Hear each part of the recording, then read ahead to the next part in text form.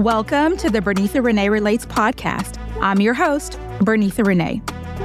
Today's guest is Kayleigh, a friend and a mom who's walked a long, uncertain road with her son, Stephen. What started as questions with no clear answers has turned into a powerful fight for truth and for change. Let's listen in.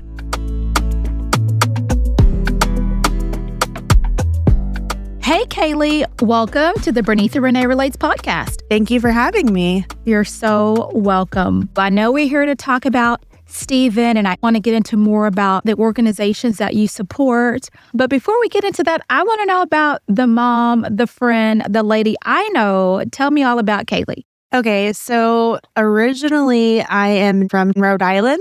My mom raised me to be the most courageous woman you could ever think of. And I'm so grateful for that. I'm so excited to talk about Stephen, your son. Can you tell me a little bit about Stephen? What kind of kid is he and just what makes him smile? The most resilient and God-fearing child. He just steals your heart. No matter what he goes through, he's always smiling. When I had him, it was a very crazy time. He was definitely unexpected, but he was definitely needed. He loves video games, Legos, Star Wars, but he loves anything soft, squishy. His teachers at school always call him Yodi. He is such a smart kid. At school, he had that iPad because it has guided access on it. And that kid went through the firewall. Yeah, he's that tech savvy. Sometimes I'm like, can we switch places? Because I am not tech savvy whatsoever. Wow. Yeah, but he loves anything happy. His love is Star Wars. Star Wars actually helped us both cope through a lot of tough times. With the neuromuscular condition he has, he actually stopped walking. When did you start noticing that there may be some differences? When he was a baby, he had this thing called torticollis. It's where their neck muscles are more prominent to the right side or the left, dependent on the child. He had to wear a helmet. He was an early childhood intervention. He's been in therapy his whole life. Okay. We didn't get a full diagnosis until he was 8. Mm-hmm. And when he was about 6.5, the nurse at the elementary school, she suggested go get genetic testing. And so you did the genetic testing, and what did you find out? We found out that I was the carrier. And to me, it was like a punch to the gut. He was functioning and he was enjoying life. Like, your child has all these things. And I knew he was going to have some sort of learning disability or something along the lines of that because I grew up like that. I had a lot of things as well. I had a hard time problem solving with math, some issues with reading. I actually had a speech delay and a speech impediment. I had therapy services all the way from first grade. I had medications and stuff, but didn't get fully diagnosed until later in my years. Stephen has this thing called axon deletion. When he turned 10, he stopped walking because with the neuromuscular condition he has, Duchenne Muscular Dystrophy, all the muscles that are in the body is affected. So it affects muscles in the heart. So he's got to get checkups every 6 months. At that time, when he was diagnosed, he couldn't talk, but he has full sentences within his own Stevie language. He's not able to say his name, so we call him Stevie. The plan for our foundation, it's going to be called Stevie's Warriors to spread awareness for Duchenne Muscular Dystrophy. Were there any other family history around muscular dystrophy? Not necessarily muscular dystrophy, but multiple sclerosis. That actually is the sister disease. I remember when Stephen was diagnosed, I had a mom tell me about anticipatory grief.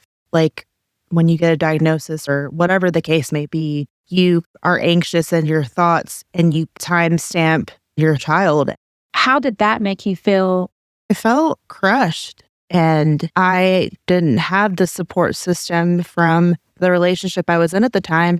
So Steven's dad has not been in the picture, but this was the guy that I was married to. He basically was like, just slap a Band-Aid on it. It's going to be fine. And it was just evident that he didn't want to accept the diagnosis. That relationship dissolved completely in 2021. I was grieving my dad. I was still dealing with a divorce. But the thing is, God puts that timestamp on it. It's not us. Like, there was so much stuff that God was like, hello, I'm right here. What gave you the strength to say, God, I got to give this over to you? I don't have enough hands to count how many times I question, like, why, God, did you give me a child like this? But he did it because I would not be able to give my story and serve others the way God intended me to serve him. I thank God every day for that opportunity. I met this soul sister. She was the first person I ever met at the church I was going to at the time. And she was my prayer warrior. I had 2 prayer warriors the whole time. And they told me, you have to seek God first before anything you do. I would not be where I'm at now. And it wasn't just them. It was those church mamas. I'm grateful that my parents are the toughest people I've ever met in my life. And I'm so grateful to them. I had those people along the way that supported me, because if I didn't have that support, I would crumble. I knew before he was born, he was going to have certain quirks to him, because my mom told me when he was born that she had a feeling that he was going to have some blossoming opportunities. Thank goodness my mother. She's been my pearl. She's the greatest lady. When Stephen was diagnosed, it affected her too, because he's an extension of her. He looks so much like her. It's unreal. We'll go in a grocery store and people will be like, is that your son or is that your grandson? So your mom has been a wonderful support system. My dad too. I have 2 different dads. The dad that I'm speaking about is my bonus dad. Okay. He is a veteran and he's been nothing but a support system to me. He sacrificed so much for this country.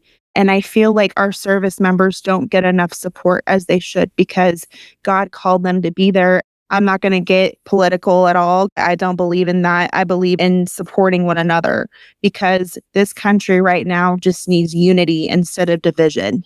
My dad, he's always someone I can go to for counsel. He's always in my corner. Both of my parents have always been in my corner, no matter what the outcome. And I'm so grateful God's given me parents like them. That's beautiful. I love it. So once you received the diagnosis, was he able to get on any sort of medication that was able to help him? The doctor that we had, she is the top researcher in the whole Dallas area, and she prescribed him on a steroid, which is standard procedure when you have a child who has Duchenne. It basically aids the muscles that are weak. That took us a while to get a wheelchair too. Mm-hmm. We didn't have a vehicle. We didn't have the resources, because a lot of the times the hospital, they are very limited on resources and caseworkers. So when he was diagnosed, you were assigned a caseworker, and then that's how you get access to certain resources. But even in that, you're saying it took a long time to get the things that you needed. We had Medicaid at the time, but with kids who have intellectual disabilities or anything along the lines, it's a process. I've seen so many families that have been affected because there are resources out there, but there's few and far between, dependent on circumstance and finances, which the Lord provided. We had a loaner chair and then transitioned to an electrical chair. The thing is, the smaller they are, and then when they grow up, you have to transition equipment. I am grateful. However, it can have its moments where you're like, why is this taking so long? Because there's no immediacy of how you're going to get the things you need. But when you have people in your corner, like the people that I've been blessed with, it took a long time to get those advocates, to get those people who really truly care. I have a friend of mine, her son had the same condition as my son. However, he went to be with the Lord. What really resonated with me is when he passed, she said, "This is a graduation into heaven." And that really stuck with me. And she told me, "Kayleigh, look, you got two options. You can sit in the corner, give up, or keep fighting." And I chose to keep fighting. You also mentioned a gym owner. So can you tell me how you came to know the owner of the gym and how he supported you? I've known Daniel roughly, I think 4 or 5 years. In 2021, the church that I was attending at the time had Vacation Bible School. And they had a ministry called Spectrum of Light, which was for special needs children. Daniel had relay races and like obstacle courses, but within their limits. This gentleman opened up a gym, Special Strong. His heart and his passion and his drive has definitely inspired me. And what I really resonated with was he said that the Lord gave him a vision to be able to accept people, to adapt to unique challenges and abilities that God's given. He's been a major support system to me. He even sent me a copy of his book. It's called Adaptive Faith. Basically, the synopsis of the book is allowing God to use your abilities, whether it be big or small, and allowing God to be the center of everything you do. I didn't know what my purpose was, but my purpose is He's called me to be a special needs advocate in my community, because I can't tell you how many times I've been overlooked because I've had learning disabilities. I've had a lot of people reject me because they don't take the time to get to know who I am inside and out. Are there any other people in your lives that have been a good support system to you or encourage you? Yes. I'm not going to mention her name. I actually worked with her, and she has the most infectious smile and most amazing heart. She's that prayer warrior that you need in your life. And I can't tell you how many times I was at work, she'll text me scripture to keep me going, and we keep each other going. If it wasn't for her, I wouldn't have my place of sanctuary. I wouldn't have my house, because there was a realtor who was one of my regular customers, and she introduced me to him and was like, "Hey, this lady needs a house. Can you help her?" And what's amazing, we got our house within a week, and his motorcycle ministry actually built ramps for the steps in her house. Amazing. And you were able to, at some point, connect with a Facebook group. It's called Parent Project Duchenne. They were very supportive and loving. I had a mom reach out to me. I was invited to a mom's retreat, which was really very helpful. They had a lot of tools and resources. It was DMD Moms Retreat. And we went to this place near Waco. We got to escape, and our husbands were gracious enough to allow us to do that. I had a mom tell me, "Kayleigh, you're not alone." And I was like, if their families are positive, I can be positive too. Help you understand, you can get through this too. I love that, Kayleigh. Let me backtrack a little bit. So although you and Steven's stepdad broke up, you have since found a new love and you remarried. And so you have this wonderful support system in your husband. And he helps you a lot in your day-to-day activities with Steven? Mm-hmm. Okay. So what's really cool about him is we were friends for 15 years. So he's known Steven since he was born, which is very awesome. We were going to get married in the fall, had to push it back spring.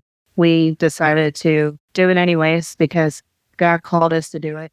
We had to rent a van for the event, but what was amazing is it was supposed to rain that day, but God and the angels got together. It's the most beautiful day ever. My favorite moment was I got to dance with my son. I'm getting emotional just thinking about it. He didn't mean to accidentally run over my dress. It was just those little bittersweet moments. You don't know how long God gives you your children. Appreciate what God's given you because you never know. I remember we lived in a 1-bedroom apartment at the time. He had fallen out of bed and fractured his knee. My husband and I were having to carry him to this red Ford sedan, and we were up steps, and it was not ADA compliant.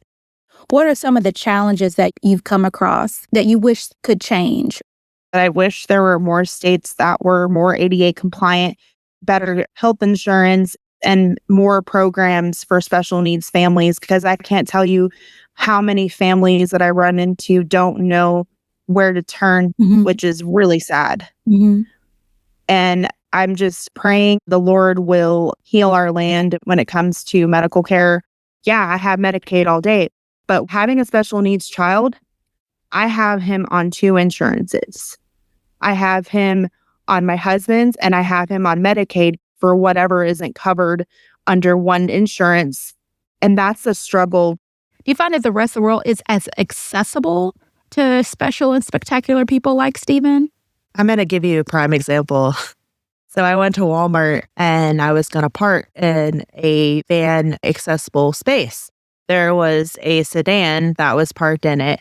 I can't tell you how many people just abuse it because they're like, oh, I have a placard. I'm awesome, which is great, but use it within reason, because there's people that don't use it within reason.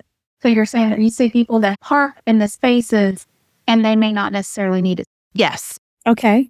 What does a typical day in the life look like with you and Stephen?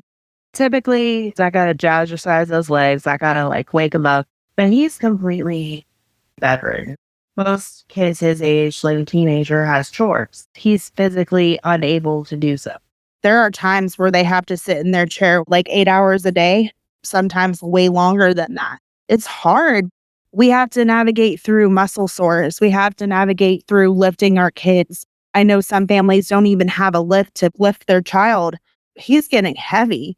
Yeah, when they're little, they're light, but as over time they grow and they're so heavy. Not only do they have all of these physical limitations with their muscles, it affects their mental health. I have a friend of mine, she started this thing called Tween Social. We allowed the boys to go on Zoom and socialize, play video games together, and have a community. And there's also Cure Duchenne, the doctor. Her name is Diana Castro, and she runs the Neuromuscular Care Center in Denton, Texas. I love her so much. She made us feel like we weren't just a number. Her bedside manner was just impeccable. She does so much for her community and so much research for the Duchenne family. She actually sent a family from Ecuador to come to her clinic because they didn't have any resources in Ecuador. And she's just phenomenal. Wow. It sounds like you've come across some really great doctors. How are you able to transition out of your little sedan into your van? The way it started was I had somebody at my church at the time gave me $100. The pastor prompted us and said, you can either keep it for yourself or give it to somebody that really needs it. That elderly couple gave me and my husband $100. I left that envelope in the old car for 6 months, and I prayed over that car. I had that family pray over me, pray over Stephen. And we told people instead of giving towards honeymoon, put it towards the van. And we got an anonymous donation. Wow. So after you guys got married, you said, instead of giving us a contribution towards our honeymoon, because that's a new thing now, right? We need a more accessible vehicle. And some people were just extremely generous. Is that what I'm hearing? $100 turned into a miracle moment. And we've had several miracle moments. There was a company that gave us grants. So wait, there's grants out there to help people get cars? There was several of them we used, but there's one particular organization we used at the end. The organization is Finn's Friends. It's FINNS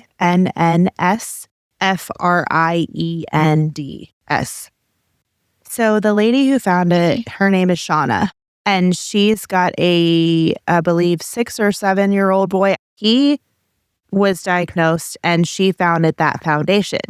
She's out of East Texas and she gave us our last part of the donation. Gotcha. So you had multiple grants in addition to that, donations that help to fund your vehicle. Absolutely. And disclaimer, there are tons of groups and I'm grateful for each and every one of them, but she was one of the last ones. That's amazing. Thanks for sharing that information. Are there any scriptures or spiritual practices that have brought you comfort through all that you've gone through? Of course. There is a scripture that comes to mind, and it's James 1:2-9, but I'm going to just read what really sticks out. It says, "Consider it all joy, my brothers and sisters, when you encounter various trials, knowing the testing of your faith produces endurance." That goes through verse 9. Because if you don't allow the Lord to use you, then what's the point of you going through what you're going through? There have been many times I'm like, God, why did you give me a child like this? Why? Jeremiah 29:11, I know the plans I have for you, declares the Lord. He declares for us to be grateful we have the children he has given us, because I know for me, I didn't plan on having him initially, and God knew him before he was in my womb.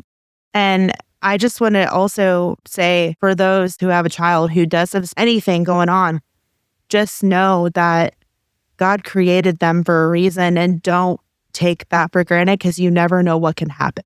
What are hopes and dreams for Stephen, and what do you want other parents to know? My hopes and dreams for my child is I want him to grow up and have generational wealth, not just monetary value, but faith.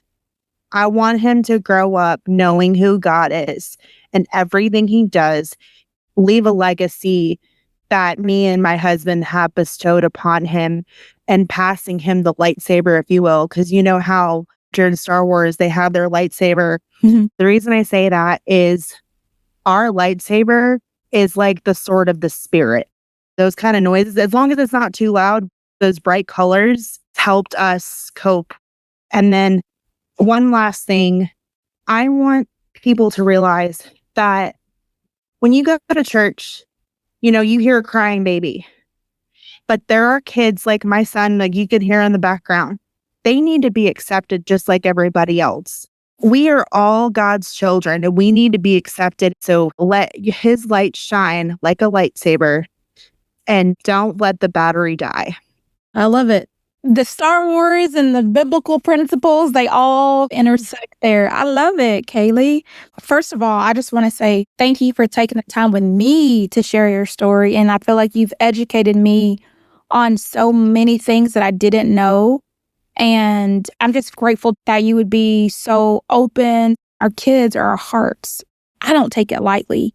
I appreciate you so much for sharing your heart and sharing your son with us, because he has such a special light on him. I know people will be blessed, and I know people will be helped by your story. This is God. God gets the glory. Push me out of the way. Like you said, to always remember to never take for granted what you have and the special people in your life. I want you to make sure you say hello to Stephen, and I just appreciate you taking the time to share a little bit about him with us today. Thank you so much for having me. Thank you.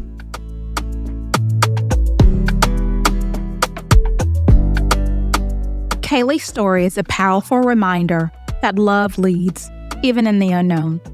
If this episode touched you, share it.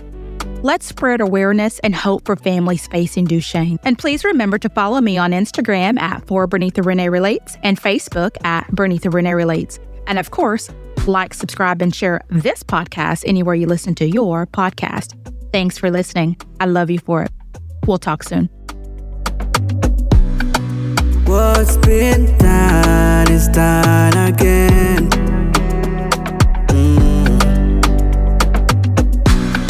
Same old story, different pen. Yeah. We love, we make mistakes, trying to learn from what life takes. We love, we make mistakes, trying to learn from what life takes. Let's contemplate, can we relate?